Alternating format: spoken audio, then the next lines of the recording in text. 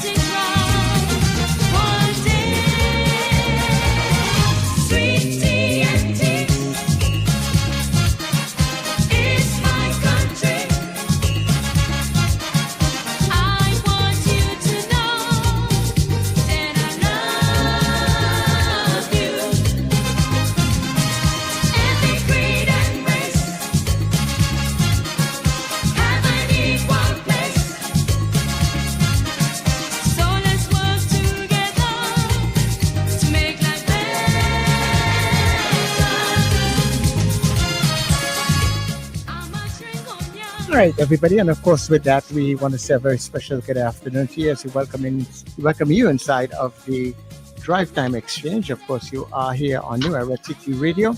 This is where we take you above and beyond. And of course, it's a real pleasure to have you inside this afternoon. We're going to have a really fantastic time. Of course, to make sure that we get things going in the right kind of way in the Drive Time Exchange. We are marshaled by none other than journalist extraordinaire, as I like to call him, Tony Fraser. So, Tony, good afternoon to you. How are you doing? I am good, Chalo. And how are you? Actually, I'm well. I'm doing pretty well this afternoon. That's good. What kind of weather we have in your area? Looking out through my window, it's some blue skies, a lot of clouds around. A short while ago, it was raining. Good news for the gardeners and so on. Not too powerful, at least not in my area, but good enough to keep your crops watered.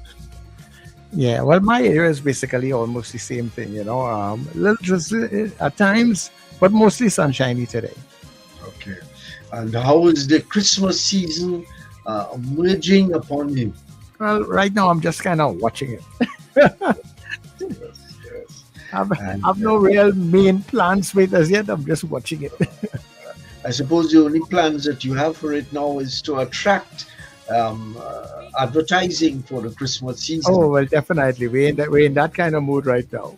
Right. And you are welcoming people to come to the station and get your products known, not only throughout Trinidad and Tobago, but wherever there is. Yeah.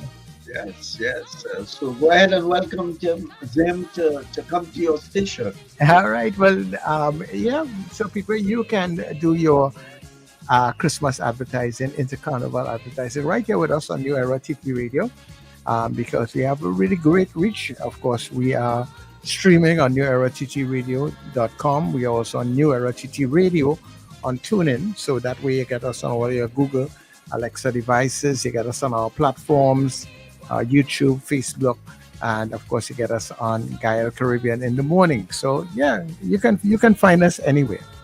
Yes. So give us a call. And of course, like every media house, we need the money We definitely need the money. to keep going. All right. I like the piece of music that you started us with. Is it related to our theme today? It's definitely really related to it. TNT. I always try to find a song that I can, Yeah, add something. Yesterday, it's only last minute the Belmont thing came to me, you know. yes. But all day today, I've been saying, yeah, we're talking diabetes, sweet TNT. Sweet TNT. And that's the subject of our discussion today. Too much sweet in Trinidad and Tobago.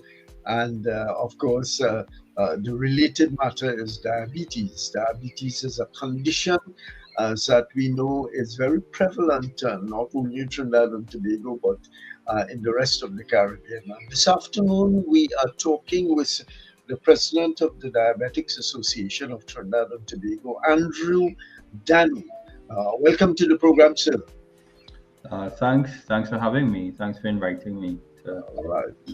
And this week is Diabetes Week, as I read it in the newspaper. And there's a particular theme that the association is pursuing this week. And we're going to hear all about it from Andrew Dhanoo. And it's about diabetes in the workplace. It's, I'm sure, a very important and insightful kind of subject matter, especially for those persons who are suffering with the disease. But let me start off, Andrew, by asking you, how prevalent is diabetes in Trinidad and Tobago? All right, so that's a question that we often get asked, and we know that a number is put out there. And for the last time that a survey was done, which would have been the STEP study by the Ministry of Health and by PAHO, we see people would have had elevated blood sugars, about 15.6% of the people that they would have estimated.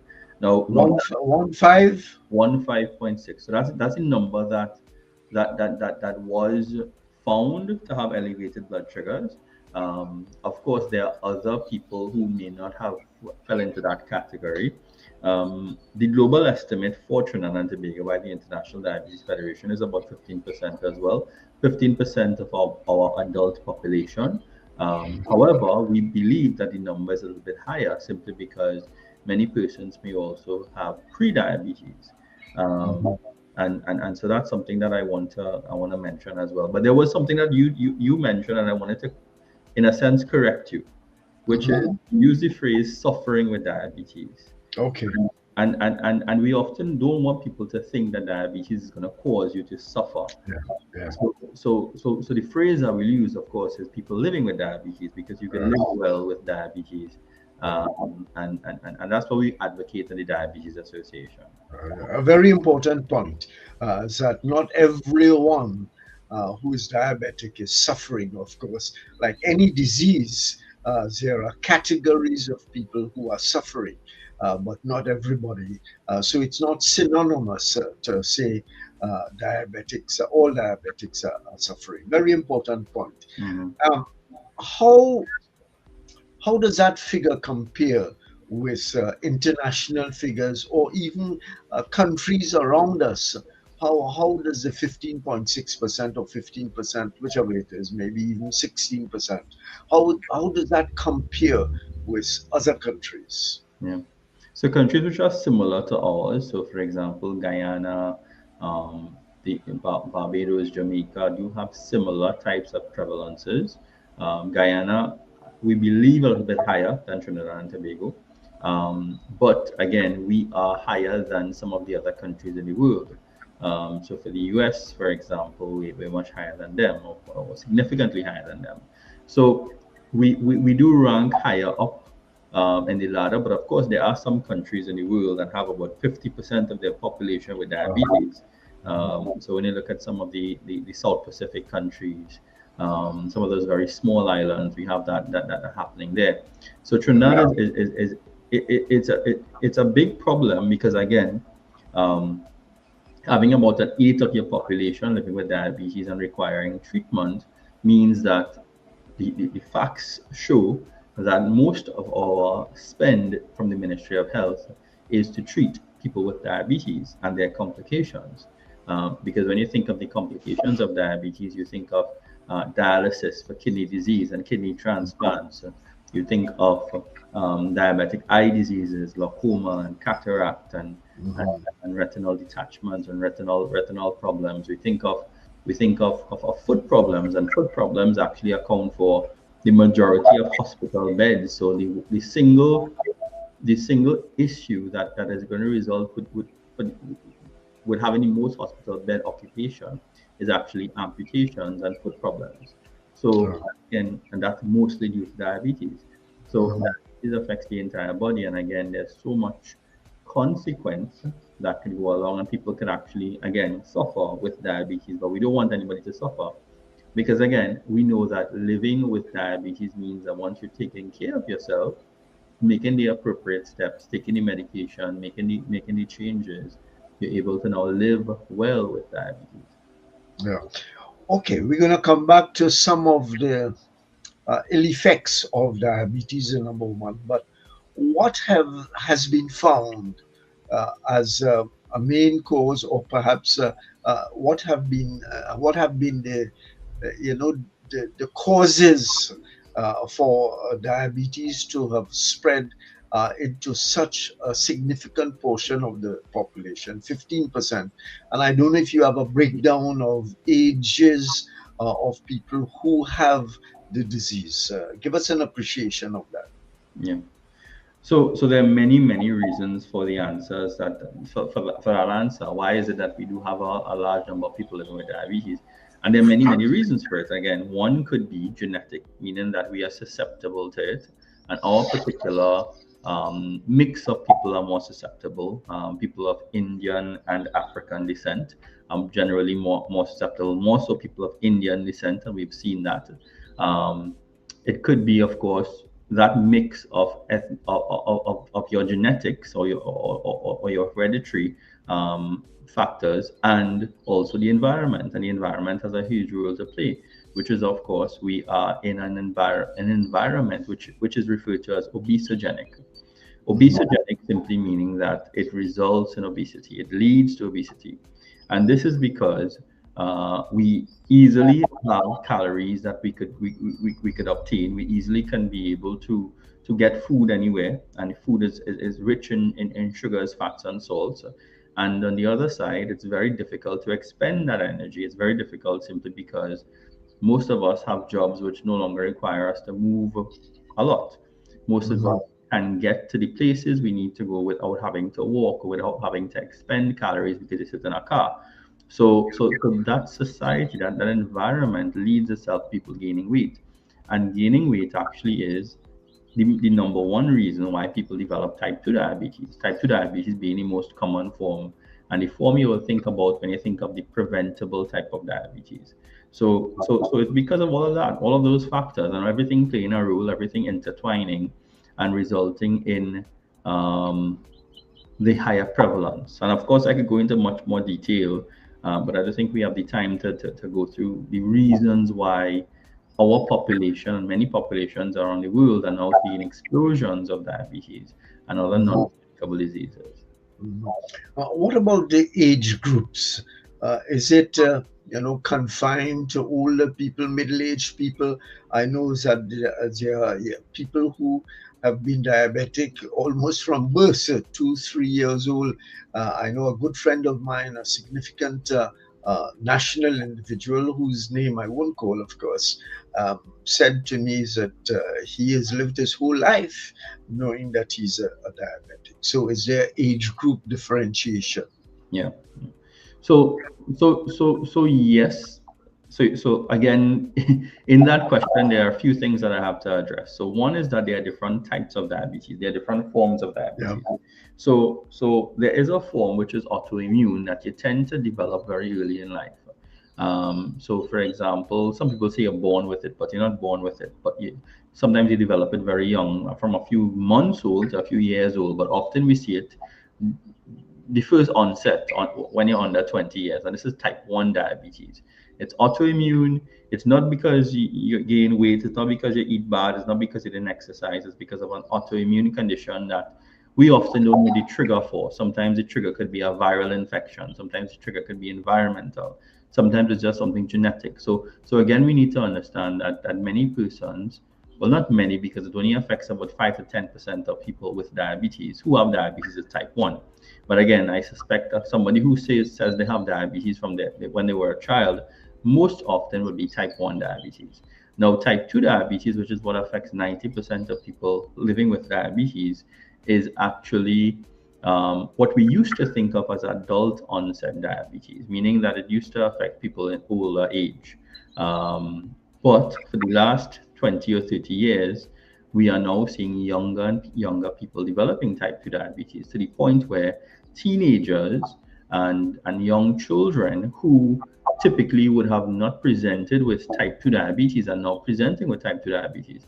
So now we actually have most people of working age actually living with diabetes. And it's actually, I believe the statistic is 5 out of 6 people of working age. So most of the people who are living with diabetes are actually people who are still working, people under 60.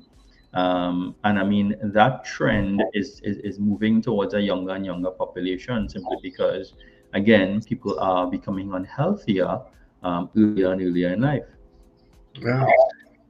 What are the differences between type 1 and type 2 as they reflect themselves in the lives of individuals? Yeah. So often there's a lot of misconception about what is type 1 and what is type 2, simply because people tend to think you could go from type 1 to type 2 or type 2 to type 1, and often that's not the case. It's two different diseases. The cause is different. Often the treatment could be the same, the consequences could be the same, but definitely the cause is different. So where the differentiation lies is the cause. So the cause of type 1 diabetes, as I said, is autoimmune, meaning that for some reason your body's immune system thinks that your pancreas cells are something foreign. And anything that's foreign to the body attacks. And then, of course, the cells are destroyed, and you have no pancreas cells, therefore you don't produce any insulin. And here's where you need to inject insulin for the rest of your life, probably every day, to survive. Mm-hmm. Of course, some persons are fortunate in that they have devices now where we have insulin pumps, which is something that connects to the belly and it delivers insulin without having to take injections. Now, that's type 1 diabetes. Type 2 diabetes, however, and one thing about type 1, as I said, the age of onset is pretty young. And also it's pretty sudden. So within the course of a few days to a couple of weeks, somebody could be healthy and then have diabetes, have no pancreatic function. Type 2 diabetes is different because this happens over a long period of time. It could take years for type 2 diabetes to develop. So it's a slow progression, and it's actually not you're living with diabetes and you're not. It's actually a continuum, a spectrum, where you go from having perfect pancreatic function, perfect insulin, perfect glucose tolerance, to having almost no pancreatic function where the pancreas doesn't make any insulin anymore. So the very early stage of type 2 diabetes, here's where we describe it as pre-diabetes. And here, when you have pre-diabetes, you have something called insulin resistance, which simply means that your body is making insulin, and insulin allows your sugar, the sugar that you eat, or the carbs that you eat, that turns into sugar, to go into your muscles, to go into your cells, to give you energy. So insulin allows that. And if it is that your cells are becoming insulin resistant, it means that the insulin is being produced, but it's not going into the cells. It's not allowing the cells, rather, to allow sugar to go in as quickly. So the body makes more insulin to compensate for this. And because of this, we say the person is hyperinsulinemic, hyperinsulinemia, meaning producing more insulin, and insulin resistant. Now, this happens over a period of time, and if it is that it isn't corrected, and oftentimes it's accompanied by a lot of weight gain, oftentimes it's accompanied by some symptoms. If it's not corrected, then it is that the pancreas is going to stop being able to produce as much insulin as the body needs. And when the body isn't, when the pancreas isn't producing enough insulin, then of course, not enough sugar goes into the blood, and into the muscle, and stays in the blood. And your blood sugars obviously rise, and that high blood sugar is what causes problems in the body.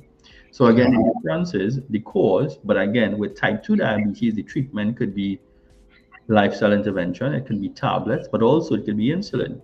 So just because somebody is taking insulin, it doesn't mean that they have type 1 or type 2. It's really the cause that differentiates type 1 or type 2. Yeah. All right. A very interesting subject, and we could. I'm tempted to go further and explore those matters, or have you explore those matters. But I want to get to the theme of this year's.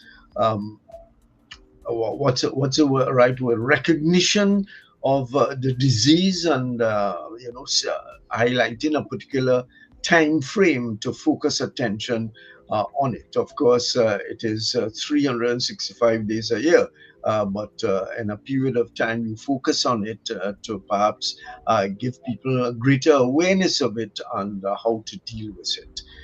The theme, as I said at the start, and as you have told it to me, it's about dealing with diabetes in the workplace environment.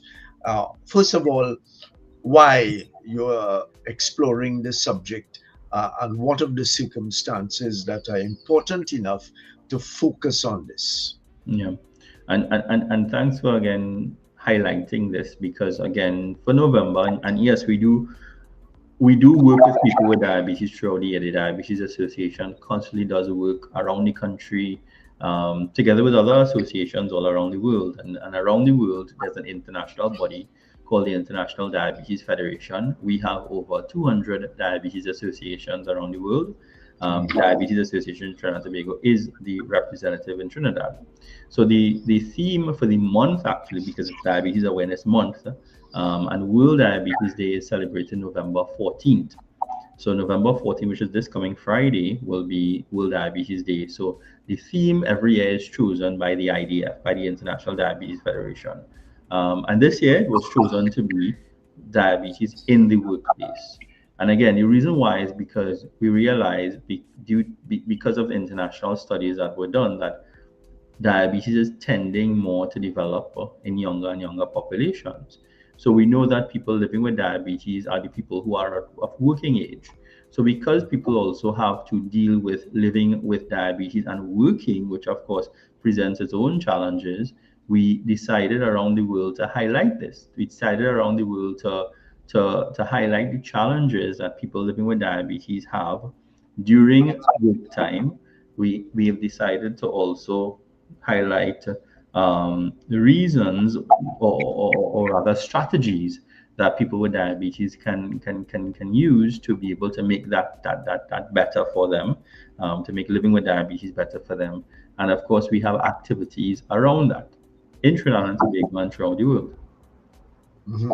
So what are the challenges your research must have shown? What are the challenges for people who are living with diabetes but have to work like everybody else, and the environment of the workplace, and are the two coming together, or are there challenges? When I say coming together, that there is a general what you're understanding that there are people who are diabetic and they're in the office, and therefore when they have to do things, they don't stand out as being strange in some person's eyes. So what are the challenges that people in the workplace are facing, people who are living with diabetes?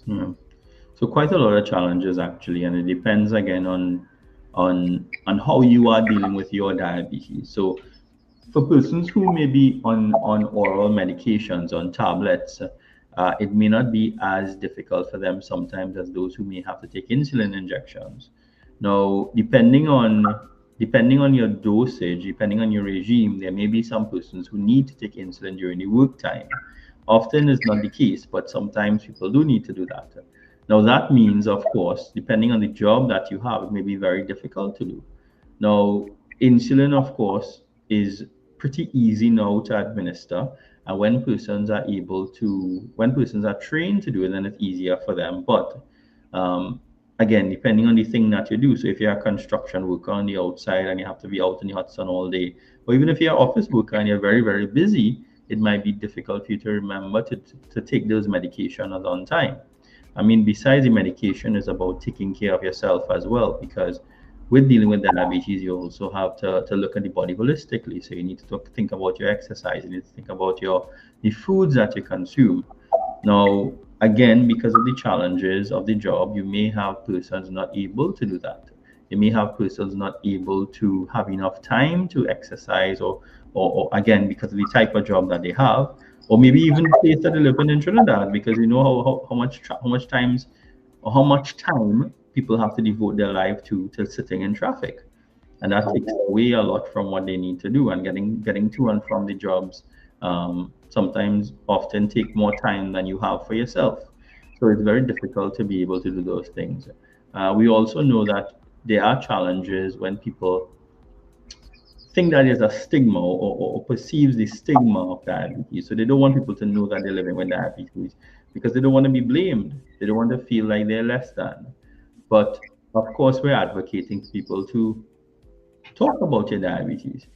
Say that you are living with diabetes, and say that you could actually find communities within the workplace who are also living with diabetes and can be able to assist.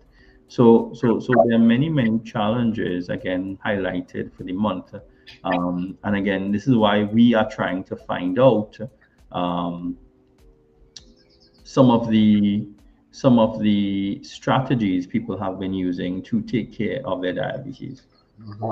What of in the workplace? Are there areas, or is it being insisted upon by the association, not only the national association, but the international association, that there be, places in the work office, depending, of course, on what kind of office it is, where it is situated, and so on, that there are places that are isolated for people who have to take their medications of one kind or the other. You started off by saying if you're taking tablets, you slip one or two in your mouth and you have a glass of water nearby. No difficulty with that. But if you have to inject yourself and so on, just the privacy and people looking at you and you feeling a kind of how about it. Is there some effort to work at having employers have secreted areas for people to take their medication? Yeah, so that's definitely one of the strategies that we would like to have some employers have, which are places for people to be able to dedicatedly or be dedicated to be able to take medications if they need to. And also, if there is sick day or sick times that they need to because of course there may be some times when people may have very low blood sugars and they may not be able to function quite well. So they might need a space to take a break. They may need a space to recover. So that's very important to definitely have a location, a space to be able to provide that. I mean, even in schools, we've been advocating for that because there are many children living with diabetes who need to take insulin as well. And we've heard, of course, some teachers sending them in the washroom, or they go to the washroom. Sometimes, if you know what a primary school washroom looks like, it's not very sanitary most times. And having to take an injection inside there is very risky for some children. So we've advocated for many of these children to be able to have these safe spaces that they can be able to take the insulin. And it's worked in schools where now children know that there's a child who's living with diabetes, they need insulin, they need to test sugar, they need to look out for signs that their blood sugars may be going low. And that's one of the reasons why we want people to know or be able to talk about their diabetes in the workplace. Because if you have someone around you and something happens to them, you'll be able to know, well, this person's blood sugar most likely is going low. What do I do when somebody's blood sugar is going low? Do I test their sugar? Do I give them something sweet? So those are strategies that we're trying to get people to know about. Yeah. Andrew, you've hit upon a very important thing there. We think about generally, perhaps more about the high insulin or the high levels of blood sugar, and taking the insulin to drive it down and so on. But you are mentioning low blood sugar and the consequences of that. Perhaps you can talk a little bit about that. give some information to even people who are diabetic. So definitely. So the thing is, we know that for high blood sugar, that's really where people tend to think diabetes is, when you have high blood sugars. But that's really just part of the story, because diabetes means that you're not able to control your blood sugar as well. Control meaning that the blood sugars are going to go high and low at some points in time. Now, high blood sugar is going to cause a problem in the long term, and even in the short term, if it's very, very high. When your blood sugar is very high, sometimes you may develop something called ketones, or build up ketones in the body. And ketones can result in a condition called ketoacidosis, which causes a lot of problems. Now, in low blood sugar, that's really, and again, with high blood sugar, the reason why high blood sugar causes these problems is because really over a period of time of having high blood sugar, the high blood sugar results in making something called glycated proteins. Basically, when there's a lot of sugar, the sugar reacts with proteins in your body. And these new compounds tend to stick up in the arteries and your veins, all over blood vessels. These compounds are strange or foreign to the body, and the body basically attacks it. And when it attacks it, your blood vessels are damaged. And when the blood vessels are damaged, blood vessels are found everywhere, in the eyes, in the kidneys, in the foot, in the heart, in the brain. And when the blood vessels are damaged, this is why all of the organs become damaged in diabetes. And that's the reason why diabetes is going to affect the whole body. Now, for low blood sugar, however, the problem is more immediate, and simply because your body needs sugar. Your body runs on sugar. Sugar is your primary source of energy through the body, and primarily your brain runs on sugar, primarily. So if your blood sugar goes too low, there isn't enough sugar in the blood to go to the brain, then of course the brain isn't going to function well. And here's when when the blood sugar goes low, you start to get woozy, you start to get confused, you start to get weak. And if it's not treated immediately, then you could slip into a coma, and this could actually cause to lose your life because your blood sugars are too low. So low blood sugars need to be treated urgently, immediately. And there's an easy way to treat it, and anybody could treat low blood sugar once it's detected. You just give somebody something sweet. And again, what you give them sweet and how much sweet, meaning containing sugar, is important. So what's advised is a half a glass of juice or half a glass of soft drink, and that's really the best way to treat. And of course, if you have glucose sugar as well, that's good. Sometimes there are gels and there are tablets you could chew up and swallow. All of those things are good to raise the blood sugar, but everybody has juice, everybody has soft drink. So half a glass is good to raise the blood sugar efficiently. And to raise the blood sugar, I want to tell you something. There's something called the 15-15 rule. So I want your listeners and viewers to know about the 15-15 rule. How do you actually treat somebody who is living with diabetes, or treat somebody who has low blood sugar? You apply the 15-15 rule. So here's what you do. You test the blood sugar. So you suspect somebody's blood sugar is low. What you do is you test the blood sugar if you're able to. If you cannot test the blood sugar, then you could still apply it. But you need to find a machine to test the blood sugar. If the blood sugar is low, and low means generally under 80 milligrams per deciliter. So once it's under 80, generally under 70. That's 80 you're talking about. 80, yeah. Under 80 is low. So sometimes somebody's blood sugar might be 70, or it might be 60 something, and then they'll be jittery, and the blood sugar is going to low. So you apply the 15-15 rule. What's the 15-15 rule? So after you test the blood sugar and it's low, you give them 15 grams of a fast-acting carbohydrate. That simply means half a glass of juice, half a glass of soft drink, or 15 grams of glucose sugar in whatever form it is. So that's test, give 15 grams, and you wait 15 minutes. So after 15 minutes, you test again. And if the blood sugar didn't go up by 15 points, so for example, if it was at 80 and then it didn't go up to 95, then you repeat the procedure. So again, you give 15 grams of half glass of juice or whatever you have, and then you wait 15 minutes again until it goes past 15 points where it was before. Once that happens, then you could give them something to eat afterwards, and then the blood sugar is going to stabilize. But that's basically the 15-15 rule on how to apply it, so that when somebody's blood sugar is low, you could be able to raise it back up.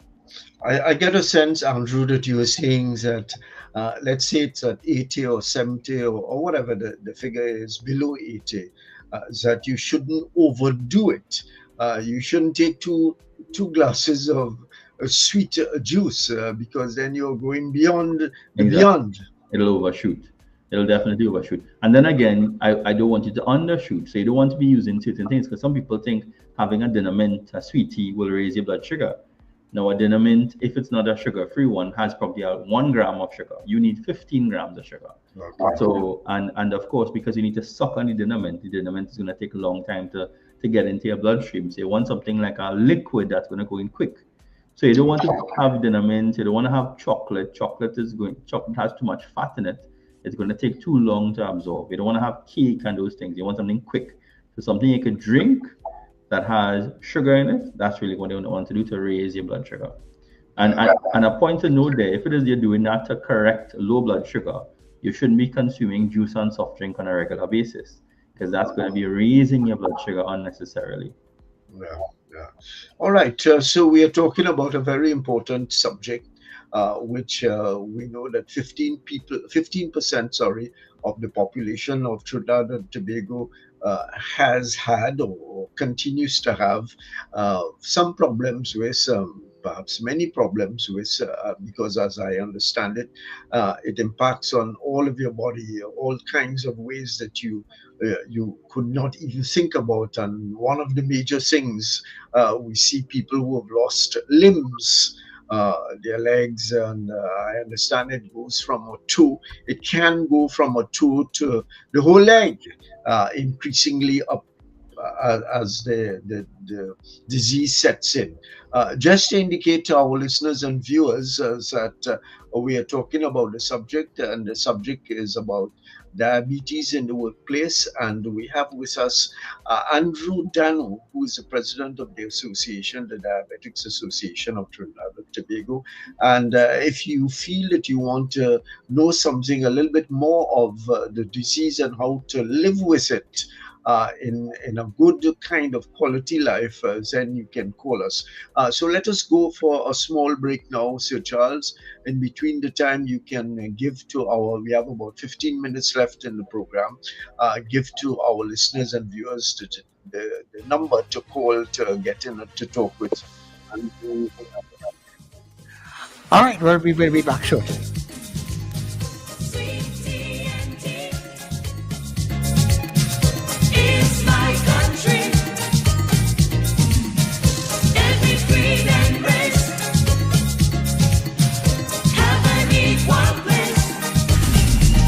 There's no Christmas like Christmas on New Era TT Radio.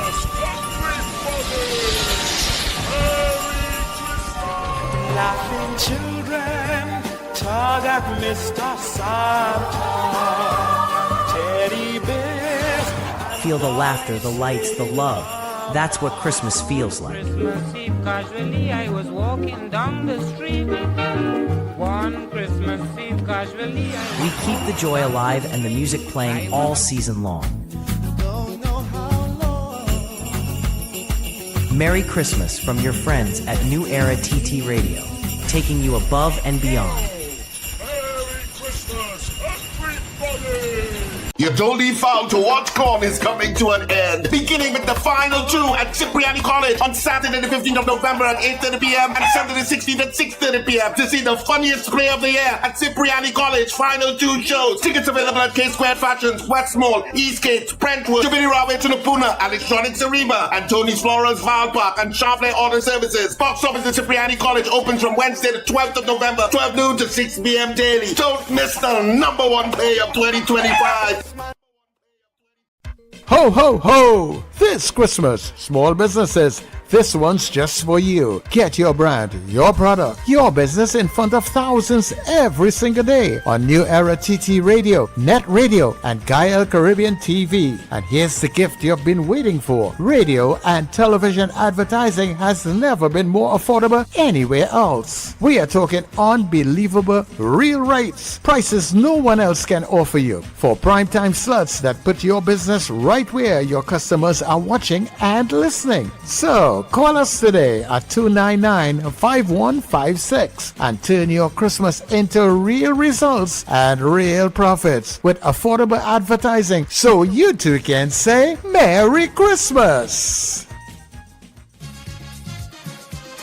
Era TT Radio, and we are here with you inside of the Drive Time Exchange. Of course, We are talking diabetes, and if you have a question or you would like to find out something about what we have been talking about, guess what? You are invited to join the conversation now. So you can call us at 281-1315. That's 281-1315. And Tony, as calls come in, once they come in, I will definitely let you know. Okay, great. Andrew Dhanoo, who is the president of the Diabetics Association in Trinidad and Tobago, what are the common forms of treatment for people who are living with the disease? So there are many avenues or many levels of treatment, and of course, for everyone, the first is lifestyle intervention. Often, many persons don't think this is the most effective, but this is actually the majority of any type of treatment regime. It's really your lifestyle change, and lifestyle change will have to do with primarily controlling the weight. If it is the weight was the reason you developed diabetes, in the case of type 2 diabetes, and again, this would mean changing of the diet. Changing of the diet, again, we can have a whole show on that, talking about how to be able to have a healthier diet, increasing the amount of fiber and decreasing the amount of unhealthy fats, salts and sugars and processed foods, increasing your activity level, being able to perform enough exercise for your body type, for your age, to be able to have enough exercise performed during the week. And of course, other lifestyle interventions that are very, very effective will be, the number one thing is if you are smoking, to stop smoking. The number two thing is if you are drinking, to stop drinking, because no amount of cigarette or tobacco is good for you. And we now know that no amount of alcohol is good for you as well. We used to think a while ago that a little bit of beer, a little bit of wine is good for you, but actually the negative effects outweigh the positive effects by far. So no amount of alcohol is good for you. And then, of course, other things that we have to factor in when it comes to lifestyle would be like your amount of sleep you have, the amount of stress that you may be dealing with, all of those factor in. And then it has to do with your medication. So medications would, of course, depending on the type of medications, different classes of medications would be prescribed. So you have a class of medication or a group of medication which are oral hypoglycemics, which again, the tablets that you take, and the different classes. The first line defense most people will be put on will be metformin, and metformin will be, I think glucophage is one of them that you would use as well as a type of metformin. But then there are other classes of there are other classes of oral hypoglycemics, which are like your sulfonylureas. There are newer classes of medications that people take as well too, like for example, there's something called an SGLT2 inhibitor, which actually makes you pee out more of the sugar in your blood. Those are all new classes, and of course there are injectable medications. And we know about the injectable insulin that you would take, which is because your body isn't producing enough insulin, so you'll take those insulins. But then, of course, there are other types of injectable medications, which are the new kids on the block, which are the incretins. The incretins are the hormones that you could inject, and it helps you control your blood sugar. And those are like the GLP-1s and the GIP, or persons who know it better as Ozempic and semaglutide. So those are the types of medications that you could take as well too. Prescribed by your doctors, of course. Of course. So all of those medications are supposed to be prescribed by your doctor. Only thing that's not prescribed and should be actually prescribed is the lifestyle modification. So the doctors will spend a little bit of time for that. But really, as I said, about 80% of your diabetes care, if you are type 2 diabetic or living with type 2 diabetes, is lifestyle change. So the thing is, our health system only focuses on 20%, which is your medication. So organizations like the Diabetes Association, like other health professionals, like your nutritionists and so on, are the ones who need to be able to supplement the diabetes care. So again, we need to focus a lot more on the lifestyle modifications rather than the medications, because what we see is most people just take the tablets and then they think everything is fine. They think that they could do everything they used to do before and then everything will be fine. And then when they go to see the doctor, nothing changes, and they tell the doctor these cheap tablets not working. The tablets, it's really that the tablets need to be used in conjunction with lifestyle modification. Yeah. Now, there are increasingly, and especially if you are online, Facebook and all of the social media, there are magical potions being offered on a daily basis. This bush, that bush, this kind of spice, and so on and so on. How much faith should people place in that kind of medication? I say medication because it is often as a natural form of medication, different from the chemical tablets. Yeah. So this topic could often be quite complex because there are many facets to understand when it comes to this category, and we refer to it as complementary and alternative medications. The thing about it is that we often let people know that if it's something that they want to try, then they should not stop taking their medication. One, so the rules are you shouldn't stop taking your medication. The number one rule is that you should tell your doctor that you want to try this. So if there's a cinnamon or a moringa or something that you want to try, then let your doctor know, because there may be negative interactions with the medication that you are taking. So make sure you let your doctor know what you want to try. Make sure that you do not stop taking your own medication, right? And that's important to note. And it's important to note overall that we discourage this simply because now people would say, okay, yes, it's natural, it's something, but the thing is, most of our medications would have been sourced from natural sources, meaning that it would have been some compound that would have been derived from some plant or animal that we would have synthesized and so on. But the problem is now that with this, if it is that you have consumed this from a pharmacy, these things have been measured out and tested.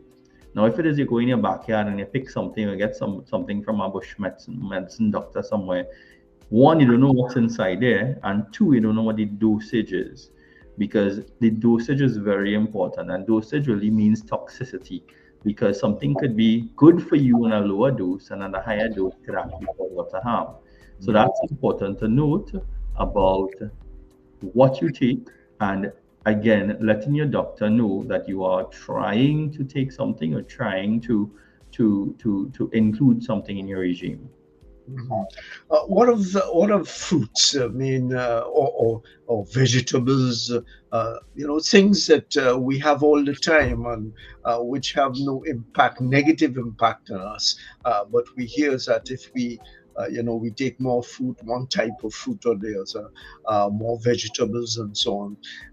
Can that be difficult, dangerous? Yeah. So definitely, we often hear eat more fruits and vegetables, but for people with diabetes, they need to be conscious of the fact of, one, how much simple sugars are in the fruits and vegetables, and two, how fast that sugar gets into your blood. So there's a scale that we could use called the glycemic index, and the glycemic index compares foods to pure sugar. And basically, the pure sugar is taken at 100, and basically compared to how fast pure glucose gets into your blood, you compare other foods. So for example, pure glucose is taken at 100. Table sugar is taken at 70. 70 is table sugar. So table sugar actually is broken down less quickly than pure glucose. Now, white bread is like about 70 or 80 as well. So white bread actually is broken down just as quickly as table sugar. Now, other fruits that are higher in the glycemic index basically means that you're going to be putting a lot of sugar quickly in your blood. So think of any soft, sweet fruit, and those softer, sweeter fruits basically be able to get the sugar out of it. So like mangoes and bananas and pomsite, sweet pomsite, all of these are sweet fruits, and they are higher in glycemic index. Fruits that are lower in the glycemic index and vegetables which are lower are the ones that you want to try to use. So cucumbers, very, very low on the index. Even an apple is lower on the glycemic index than a banana, because the apple, think of it, it's tougher to access the sugar from it. So learning about the glycemic index could be able to help persons decide what types of foods to choose based on where it's at. Okay, so that it depends on the type of fruit, the type of vegetable, and I suppose how often you consume it, in what kinds of quantities, and so on. All right, so we are coming to the end of this part of the programming for this afternoon. Tony, And before we actually wrap, I would just like to find out, sure. because you mentioned it earlier on, and you did not go into it when we talk about amputations and things, or unless I missed it. Mhm. Um, I've always heard it said, Doc, I don't know how much truth it is in it, that Trinidad and Tobago has a high rate number or per capita, if how you want to compare to other Caribbean countries or even in the Americas where amputations are concerned. Is there any data that is telling us that? Is there any truth to that? Yeah, it is pretty high. I wouldn't say we're the highest. Barbados is pretty high as well. And again, parts of Trinidad is high as well, but we are pretty high. So meaning that, as I said, the majority of hospital beds are taken up by somebody with a diabetic foot problem. We have more than a amputation per day, and that's below the knee of the knee amputation. And if you count digits like toes and so, there's far more being cut off. So a lot of amputations happen, and yes, it's quite a problem. More so or because Ministry of Health has actually taken a special interest in it. The Diabetes Association is supposed to start a diabetic foot screening program quite soon, and we hope that gets off the ground because we want to prevent people from developing amputations, prevent traumas to the foot that will lead to amputation.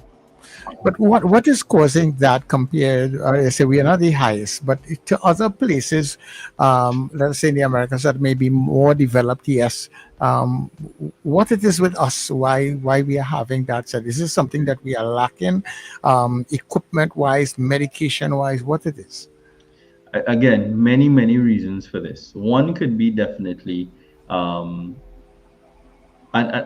maybe we could think of it like a vicious cycle, whereby doctors typically use amputation as a scare tactic for persons to take better care of their diabetes. Because if you think of some doctors, you go to them and say, take care of your diabetes, otherwise we will cut off your foot. And they use scare tactics to try to get them to take care of the diabetes, which we know doesn't work. That actually causes them to stay away from getting medical treatment when there's a problem with the foot, because they wait too long. And waiting too long means that they'll wait to the point where it actually has to cut off before they go to the hospital. So because of delayed care, because of delayed health-seeking behaviors, that's one of the reasons why we have such large numbers of amputations. Because if it's in the earlier stages where there's an ulcer, there's a cut on the foot and someone actually sees it, and then they go for treatment, most often it can be treated. But if it's to the point where it's spread, then the only thing that can be do is cut off the infected part.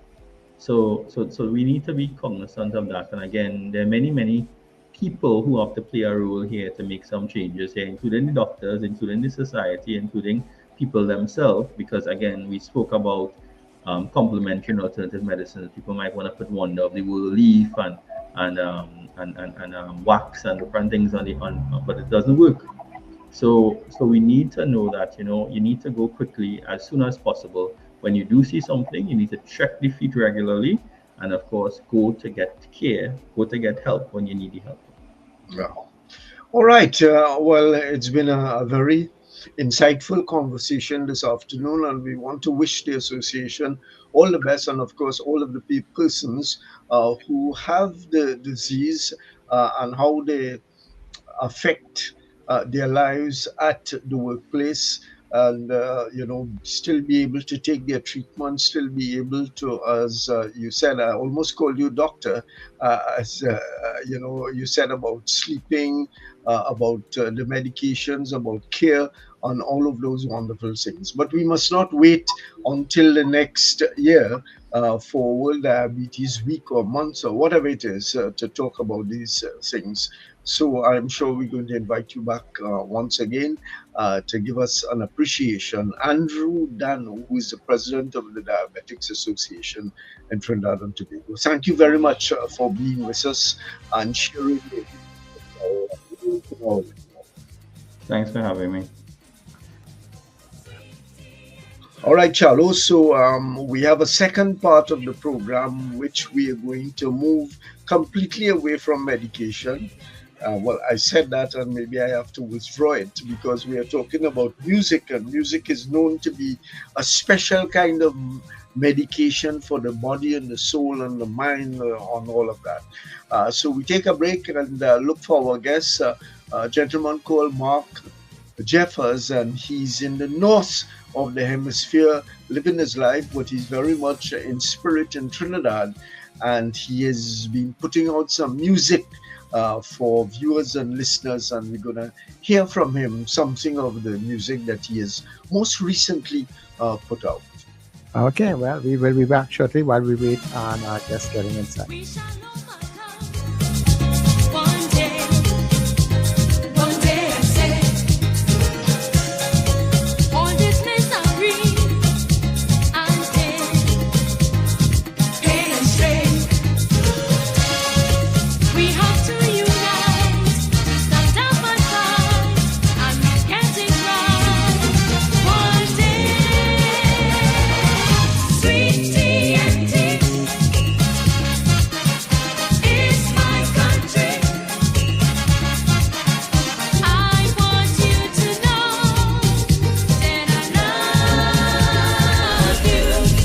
There's no Christmas like Christmas on New Era TT Radio.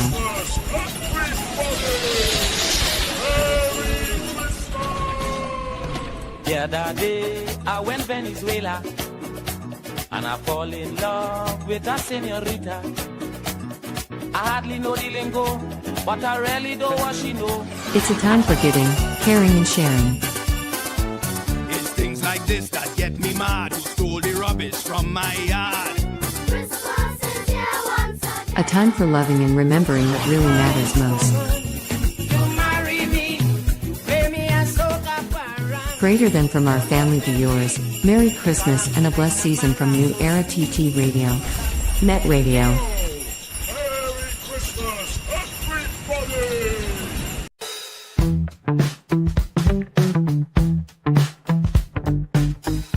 S&H Rumbox, 137 Western Main Road, St. James, for all your retail and wholesale needs for alcohol and non-alcoholic beverages.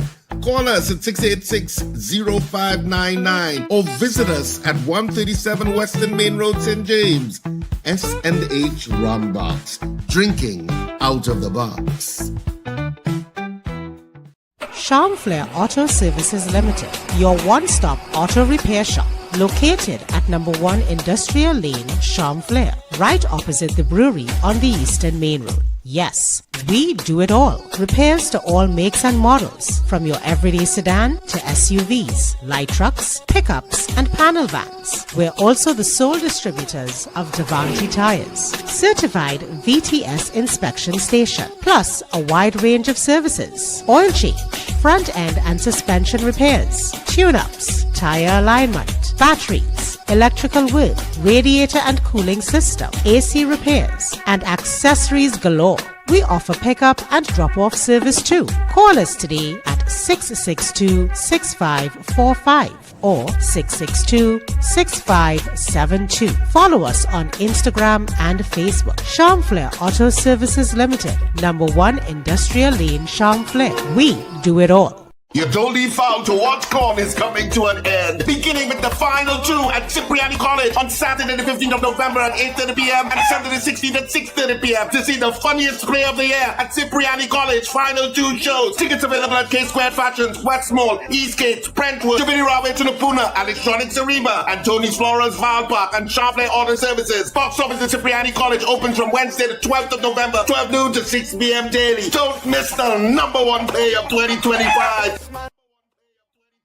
Ho, ho, ho! This Christmas, small businesses This one's just for you. Get your brand, your product, your business in front of thousands every single day on New Era TT Radio, Net Radio, and Gaia Caribbean TV. And here's the gift you've been waiting for. Radio and television advertising has never been more affordable anywhere else. We are talking unbelievable real rates. Prices no one else can offer you for primetime slots that put your business right where your customers are watching and listening. So call us today at 299-5156 and turn your Christmas into real results and real profits with affordable advertising so you too can say Merry Christmas.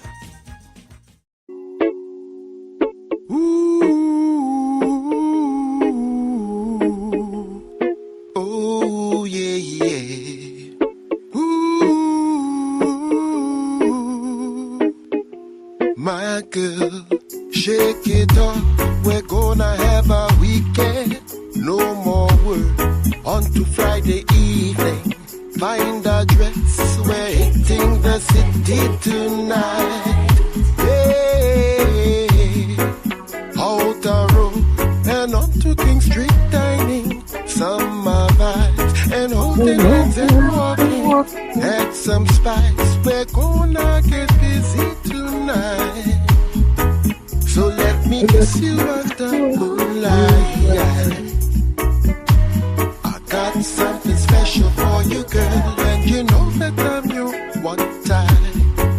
Yeah, my empress, my lover, and my girl. Let me kiss you under moonlight. I got something special for you, girl, and you know that I'm your one time. Yeah, my empress, my lover, and my girl. Ooh, yeah, yeah.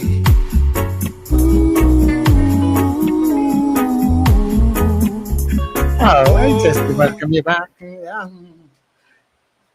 Yeah, good reggae music coming at you there, right here on your RTT Radio. Welcome inside the second hour of the Drive Time Exchange with Tony Fraser. So, Tony, you got a little bit of reggae music coming at you this afternoon. You're muted. Mm-hmm.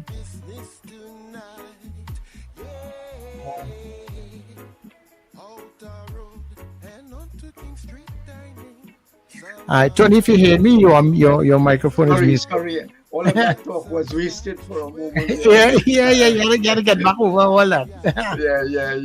Yeah, I was saying that whereas my beard is age, Mark's beard, his white beard, is stylistic and going with the action of putting out music from up in the cool place now to warm up the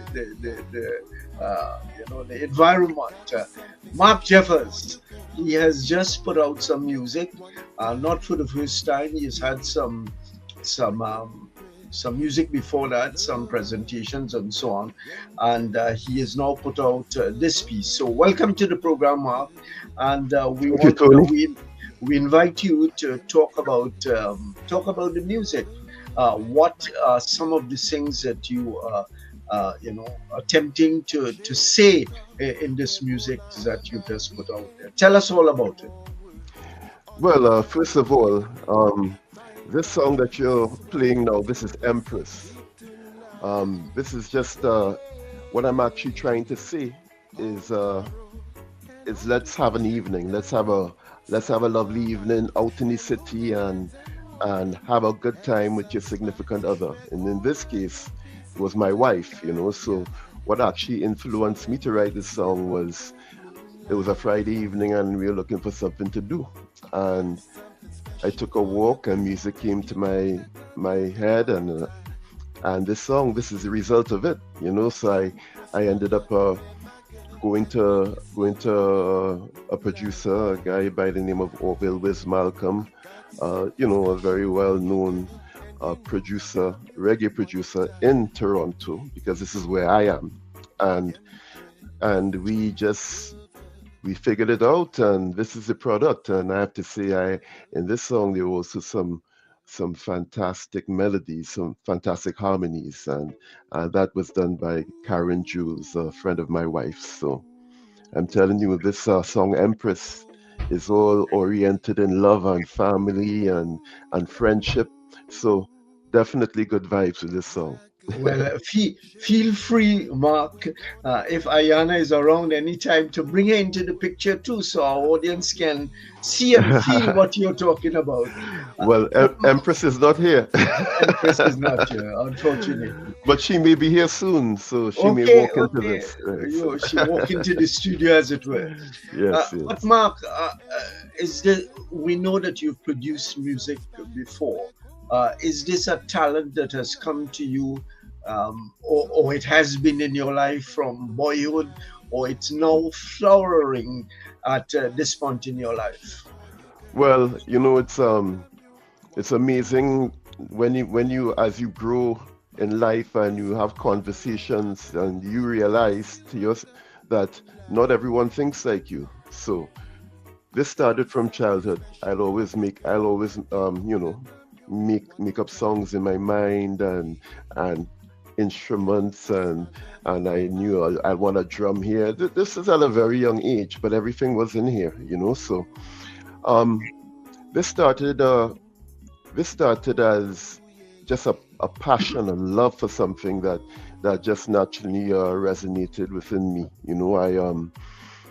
Music has always been a release, and my introduction to reggae music was actually through my dad coming back from Jamaica and bringing a couple of Bob Marley albums, and he'll ask me to put it on the record player, and I'll put it on, and I eventually started playing these songs on my own because it just resonated with me and my spirit and the type of person I am as an individual, So every time I thought of music beyond that, because as I went along in life, I began writing poetry, which became music, and then I needed to figure out how am I going to put this wonderful melody together. So I went to the Toronto Film School, and where I was on at the side of the Academy of Technology, and I did sound engineering, and from that point on, I still preferred to be more on the artist side, because I felt no one could deliver the music I had, better than I can. So, but after a while, it became I got out of music for a little while, just from early disappointment within the music industry, but if music is within you, music will always needs to be done. So and during the pandemic, I connected with Nigel Rojas, and we just started making music on the side just as for fun, and we actually recorded a song, and that's what got me back into music again. Okay. So how many offerings you've had before this one? Meaning that how many recorded songs that you've had before this particular one?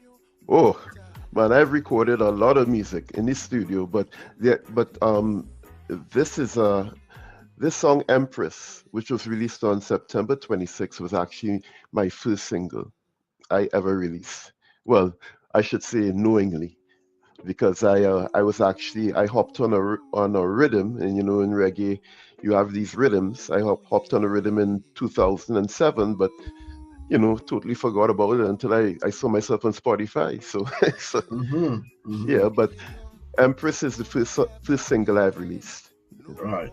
Okay, and it's as you indicated, it's connected to your wife. Is it that you need that kind of inspiration, or are you going to go broader? In other words, is this the start of the career, the singing career, the musical career of Mark Jeffers? Well, I felt, this is my first single, and I felt that, as it's such a beautiful song and the inspiration was there, that I will do this for my wife. When I say that, it's a dedication. And it was right on our release the day before our 6th anniversary. So it just worked out. And this is my love song. Every in reggae, a love song, a lover's rock is always nice, and I love that. So okay, does she participate in it in any way at all? Your musical career? Oh well, she actually shot the video with me. So there's a video for this, which you can find on YouTube. You type in Marcus Ore and you put Empress, enter, and you got a video. So magic, yeah, voila. And the video is based in Toronto. Right. So maybe as we're talking about it, so Charles, with the access to the music there, can pull up a little bit of it and we can see it. Mark, if you give him the details to find it once again. Absolutely. So it's you go to Google, you Google Marcus Ore, and then you put space, and then you type in Empress. And it comes up. All right, so we're going to leave him to deal with that. Question mark. Is this the start of a career? I know you are in a different kind of commercial arrangement, which puts food on the table on a daily basis. Absolutely. And this is on the side to bring out that self in you. But do you feel that this will grow and enlarge and perhaps become part of your career going forward? Well, absolutely. I believe in dreams. This was always a dream of mine to do music full time. But if I can just create music, but obviously you need to have the food on the table. But I do intend to keep making music. I also released a second single on November 1st called Guanso, which also has a video. And besides that, I have a couple other things I'm working on at the side, which are potentially, which will bring some great music again. Right. What has been the reaction to this release of Empress? Well, honestly, it's just looking at the video alone, it's such a beautiful video. It was done in a way where I told the director, I told him that his name is Isaac X, a great director, young, talented, very smart, and I told him my idea for this, and we just put this together, and step by step, I said I wanted this, and he executed. So it's this video, it's creatively, it's really a very pleasing, aesthetically video. It's really nice.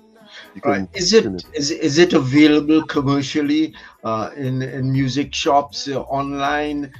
Give our listeners and our viewers an appreciation of where they can get the music. You can get the music on Spotify. You can get it on Apple Music.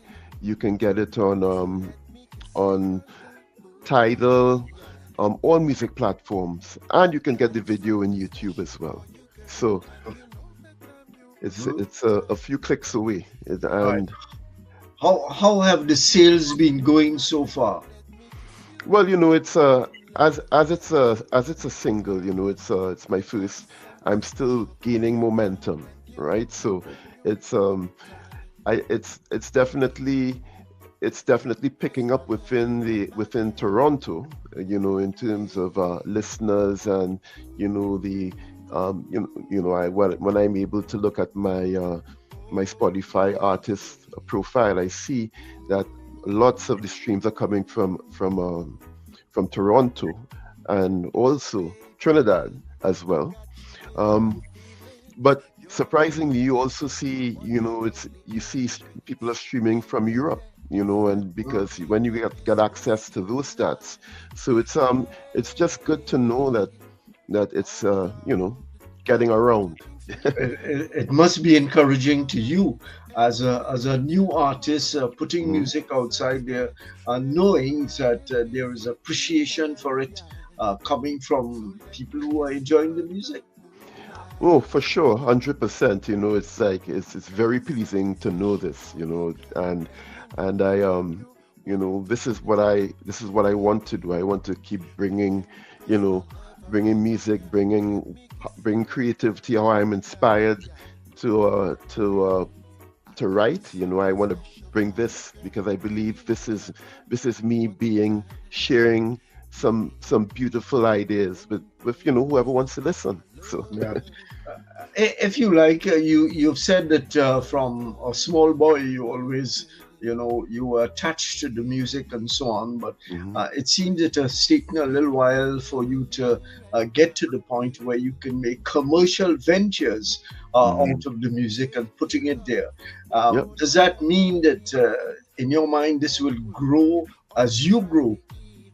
Yeah, well, you see, for me, this was something that needed to be done. It's I felt that as approaching this because I was in the music industry into like pretty heavily. I'd say maybe about 15, 16 years ago. That kind of lets you know. But I also embarked on my day job, my career, and I I went along and I had to step away from music for a little while, but after a while, it's if it's within you, you approach it now from a more mature perspective. It's I felt that I needed to to grow to a point within myself where I actually experience music, experience life, and I feel so much better, putting out music right now. Mm-hmm. How are the people around you reacting to this? Of course, your wife is relatives. Oh yeah, family loves it.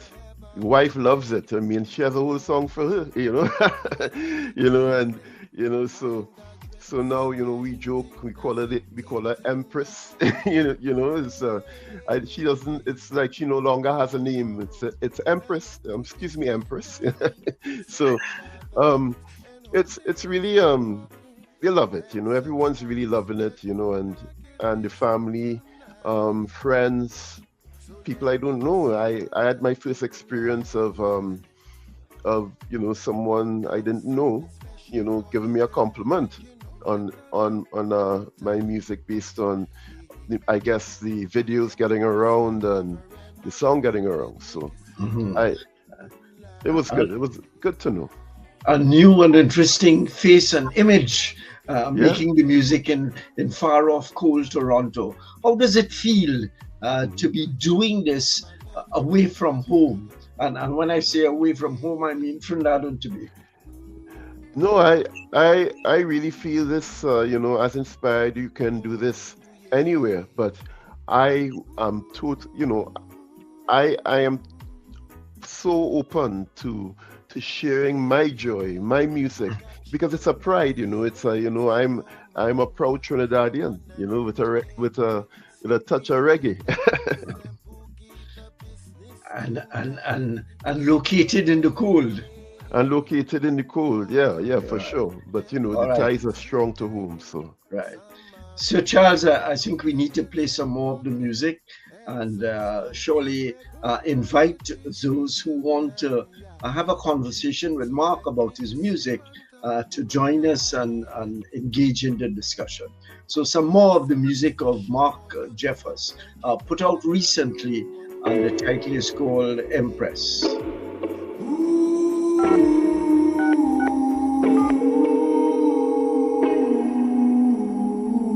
Babes, it's Friday. You know DC.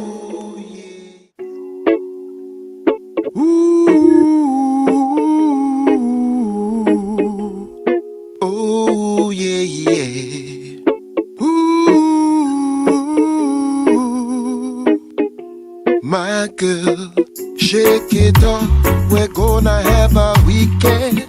No more work, on to Friday evening.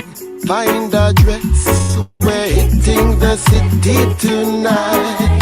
Hey, out the road and on to King Street dining. Summer vibes and holding hands and walking. Add some spice, we're gonna get busy tonight. So let me kiss you under moonlight. I got something special for you, girl, and you know that I'm your one type. Yeah, my empress, my lover, and my girl. Let me kiss you under moonlight. I got something special for you, girl, and you know that I'm your one type. Yeah, my empress, my lover, and my girl. Ooh, yeah, yeah. Ooh, oh, yeah, yeah. Ooh.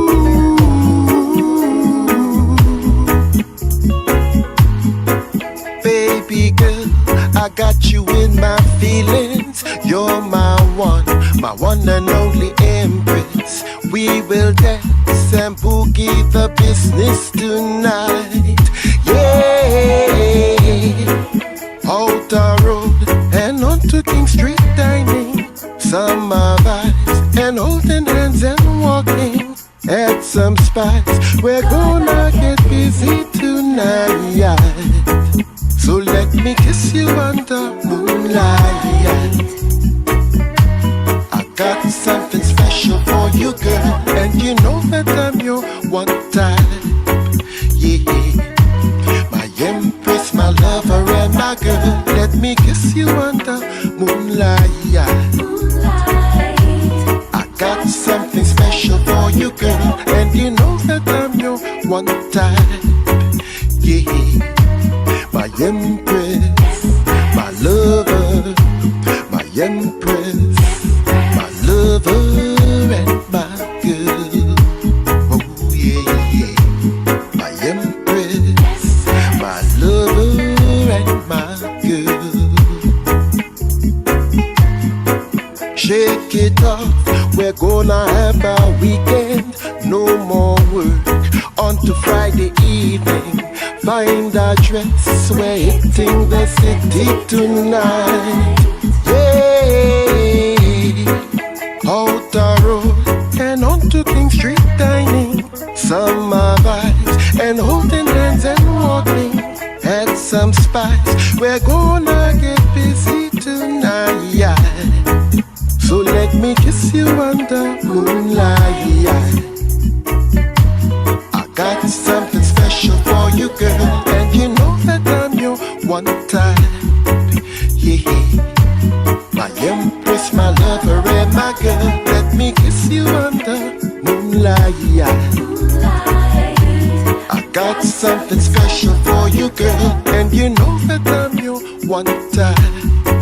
Yeah, my empress, my lover, my empress, my lover, and my girl.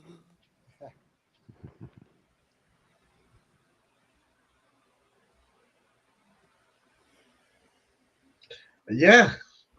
Yes. Mark, you're quite a love man there, boy. Yeah, yeah, you know, you have to, if you're doing it, you're dedicating it to the Empress, you have to do it properly. Yeah. Chalo, you are the DJ, not me. So, what do you think?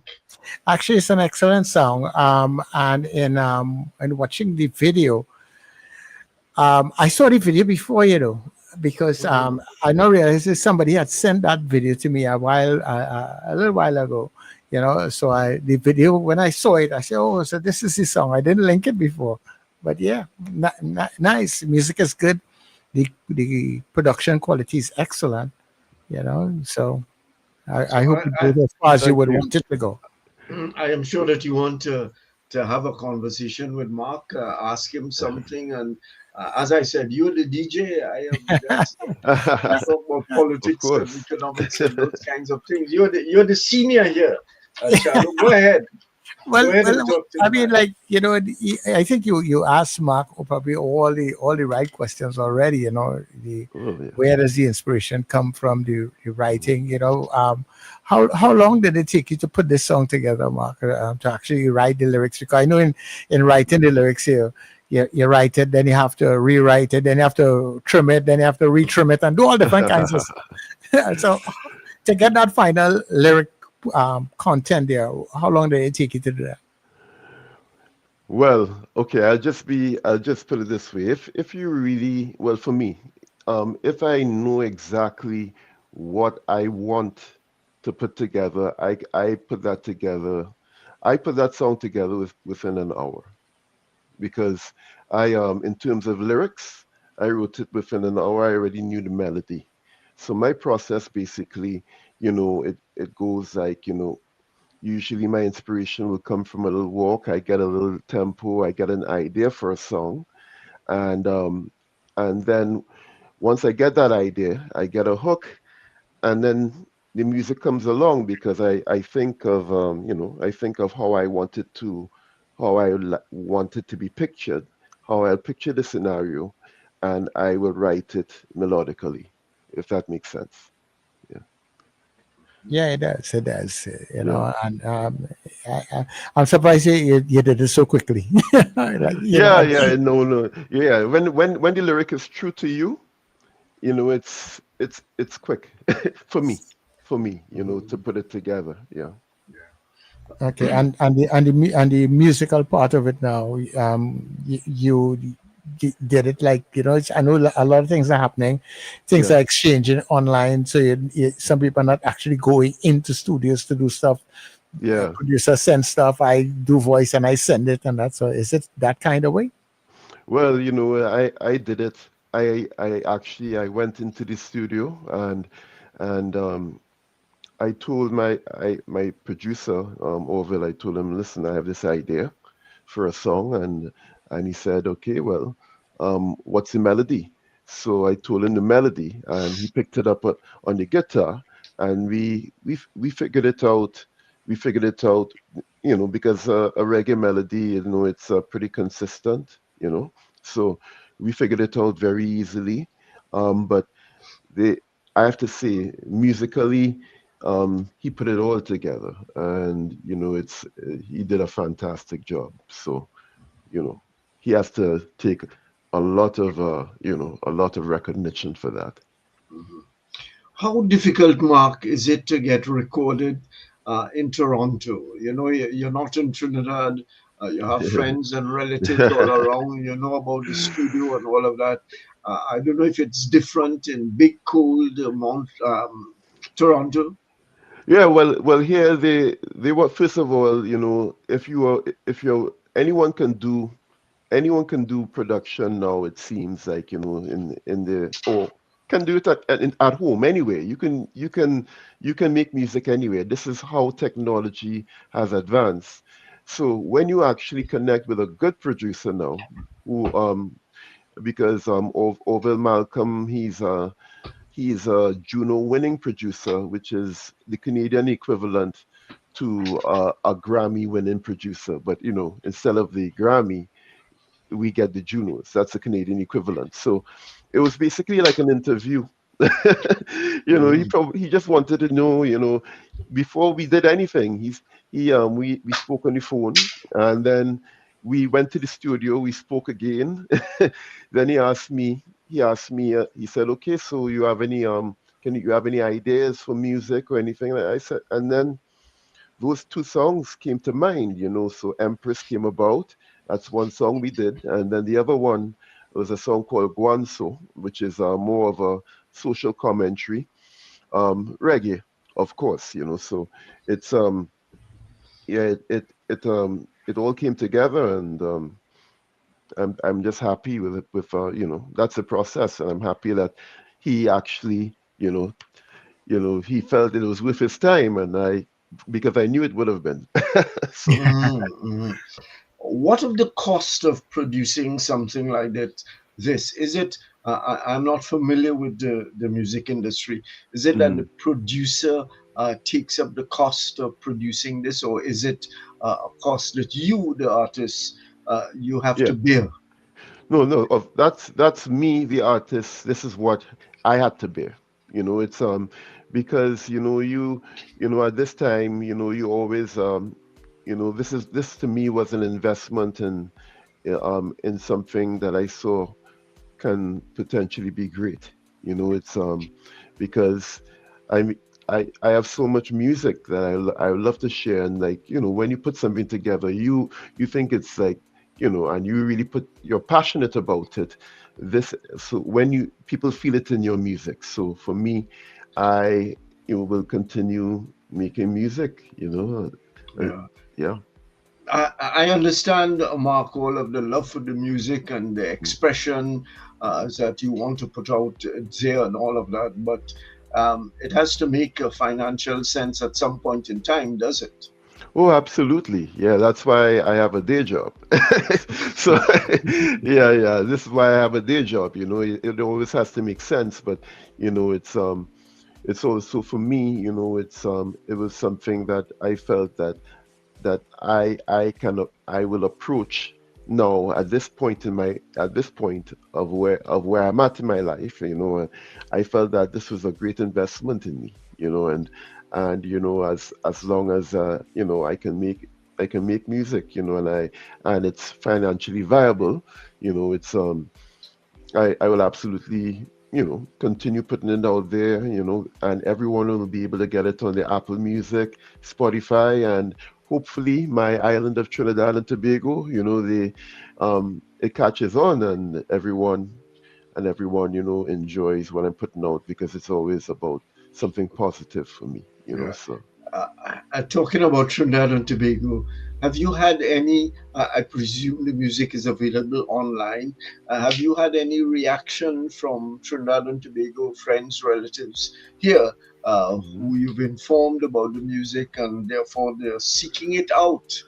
I know you Oh, have to. absolutely. Yeah, it's I had to learn a lot on social media, because music today, you have your profile, you must have your Instagram, your TikTok, your Facebook, and people that's a way for people to connect with you, so that those are the platforms I've been using to share my music, with because I have my Instagram page, which is a Marcus underscore Ori underscore musician. And they go to my Instagram page, they get to know a little bit about me, my music, and where they can find it. So this is how my Trinidadians and all my friends and relatives and people who the music has caught on to, they connect with me, and it's really cool, really cool. Yeah, some people will ask Mark, why reggae or not calypso? Yeah, people, that's a question that I've been asked, over the years. It's when for me, for some people, music, sticks. And for me, I love calypso, and I come from my carnival and everything, but music for me too. It started in Rastafari. When I delved into into Rastafarianism, and I started to I guess find myself more open to reggae music specifically, because it was just about I liked what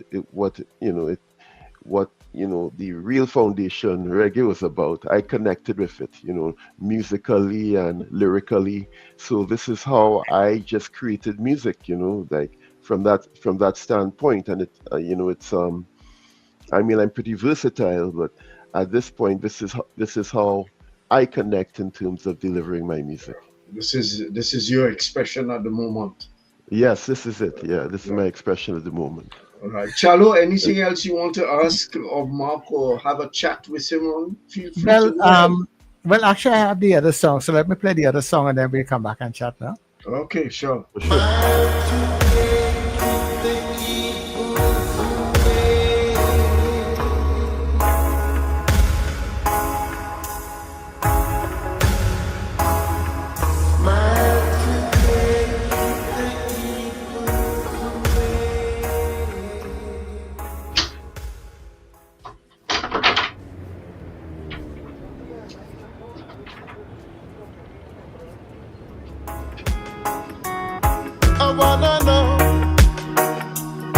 I wanna know, Martha says we can't go on, fighting wars where territories lie. Open your eyes, the same sad sorrow, the screams and bloodshed mar the streets at night. Hear mama cry, Jah bless this land. All tribes live as one life to live. We can't be uptight, no way. Bad man not live long. Awfulness we striving for. Some man want yam all the chips and the fries. Pure life. I want to know why you are gone so. Loving yourself and not your brother. I need to know why you get on so. We work so hard for this, yeah. We work so hard for this.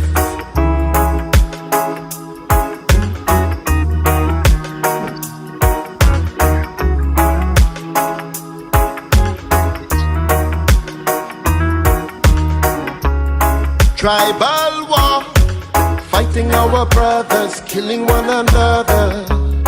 Mass murder is a territory conquer, bombing on your neighbors. My people say, children smile today, keep the evils away.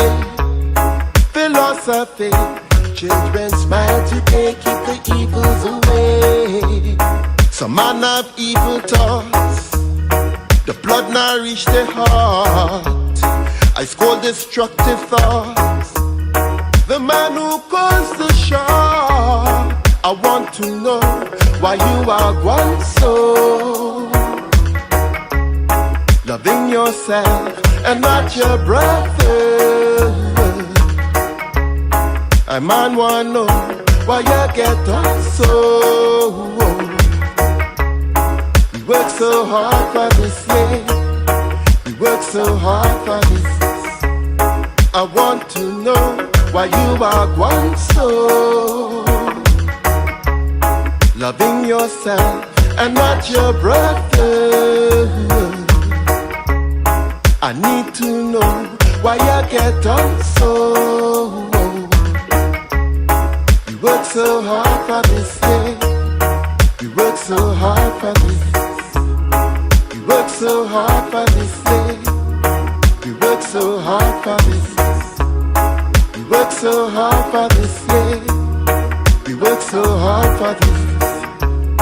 Tribal war, fighting our brothers, killing one another. Mass murder is a territory conquer, bombing on your neighbors. Jah people say, children smile today, keep the evils away. Philosophy, children smile today, keep the evils away. Smile today, keep the evils away. Oh yeah, yeah. Children smile today, keep the evils away. Yeah, we're going, sir. Yes, Charlo, go ahead. Nice. I like it. The music is nice and healthy and rich. Yes, thank you. Excellent. Thank you. Appreciate that. And so how are people, I don't know of what ages, Is it differentiated by age groups listening to your music, being in touch with your music? Well, I never really thought of it like that, but for me, it's I feel that melodically, if anyone likes anything, it will catch on, and I always felt that if I had to put anything out there, it has to be positive and uplifting, and usually you find that's something that you could play with your family. Okay. So everybody can listen. So you've moved into that genre of music, social commentary, and I suppose that's balanced off by the other love side. Of course, and I have many other things I love to share and different things, topics, so it's you get motivated, influence in many different ways, as an artist, and you'll hear everything from me. All right. So as we wind down the discussion, tell us about what you're looking to the immediate and perhaps medium-term future of your life in music. What are the expectations? Where do you expect to take the music? Is this going to be a constant flow of compositions that you put out on the market there for listeners and viewers to participate in? Yeah, so that's what it is. It's basically a constant flow of music being put out right now, and in addition to that, it's I plan to start performing out in the summer shows in Toronto, and hopefully maybe I'll be invited to perform in Trinidad. So that in the future, that's how I see it, getting out there and performing live on a regular basis. So I hope that you will come within the reach of Trinidad at some point in time, so I can go to one of your live shows. Absolutely. Or you might get it live. Yeah. If I visit. Yeah. So Chalo, anything else to say before we move out of this? No, I think we basically covered it. So I think we can probably, leave it there for now. Yes. And get some more of the romantic music as we go out. Yes, definitely. I will definitely give you that as we go. Yeah. Your wife hasn't come into the picture, unfortunately. Oh, no, she hasn't. No. So we have to leave it there for the time being. But nevertheless, we go out on the first piece of music that we play this afternoon.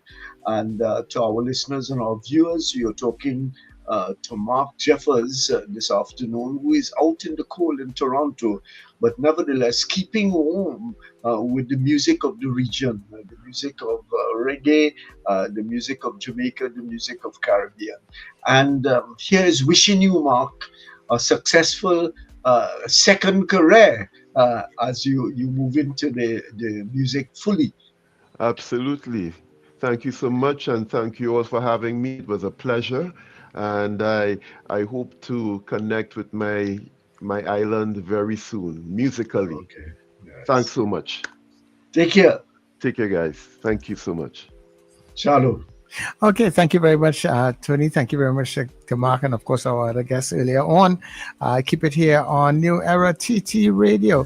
Because perhaps you could inform our listeners that the program is going to be repeated tomorrow, both programs. Yeah, so stay connected, because you'll be able to connect with us tomorrow morning. Yeah, just after 8:20, somewhere around there, you get the rerun of this program.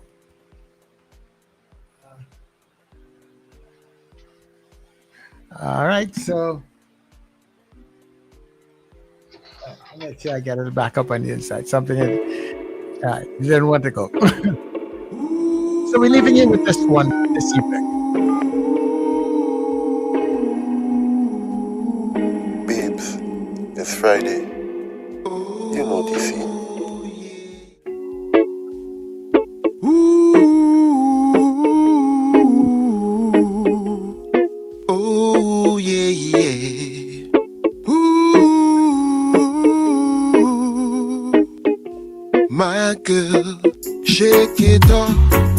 gonna have a weekend. No more work. On to Friday evening. Find a dress. We're hitting the city tonight. Yeah. Out the road and on to King Street dining. Summer vibes and holding hands and walking. Add some spice. We're gonna get busy tonight. So let me kiss you under moonlight.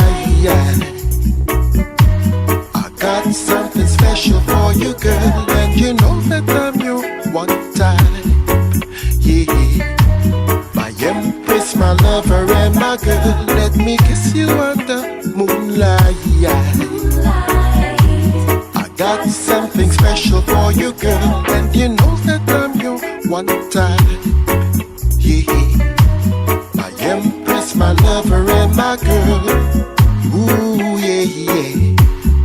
Ooh, oh, yeah, yeah. Ooh.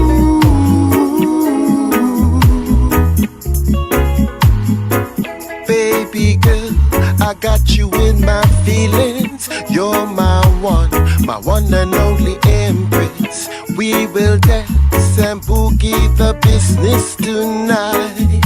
Yeah, out the road and on to King Street dining. Summer vibes and holding hands and walking. Add some spice. We're gonna get busy tonight. So let me kiss you under moonlight.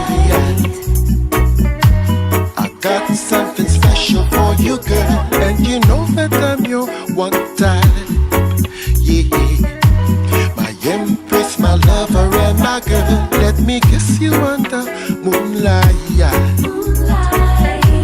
I got something special for you, girl, and you know that I'm your one type. Yeah, my empress, my lover, my empress, my lover and my girl. Oh yeah, yeah, my empress, my lover and my girl. Shake it off, we're gonna have a weekend. No more work, on to Friday evening. Find a dress, we're hitting the city tonight. Yeah, out the road and on to King Street dining. Summer vibes and holding hands and walking. Add some spice, we're gonna get busy tonight. So let me kiss you under moonlight. I got something special for you, girl, and you know that I'm your one type. Yeah, my empress, my lover, and my girl. Let me kiss you under moonlight. I got something special for you, girl, and you know that I'm your one type. Yeah, my empress.